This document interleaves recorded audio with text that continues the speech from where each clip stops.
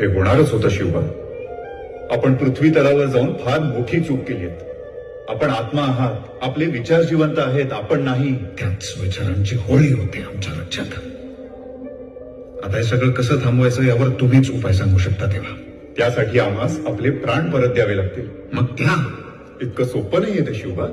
आम्ही आपणास आपले प्राण पुन्हा दिले आणि पृथ्वी तलावर जर आपला मृत्यू झाला तर आपला आत्मा पुन्हा स्वर्गलोकी आणणे आम्हा शक्य होणार नाही. पृथ्वी तलावर भटकत राहील आपला आत्मा कायमचाच. आमच्या महाराष्ट्रासाठी आम्ही पुन्हा एकदा आहुती द्यायला तयार आहोत. तुम्ही आम्हाला धर्म संकटात टाकताय शिवबा. देवा, जाऊ दे शिवबाला, तो स्वस्थ बसणार नाही. जिजाऊ, परिणामांची कल्पना आपणास नाही. प्रश्न जेव्हा महाराष्ट्राच्या अस्मितेचा येतो, मराठी माणसाचा येतो, तेव्हा परिणामांची चिंता कधी केली आहे शिवबानं? त्याला जाऊ दे देवा.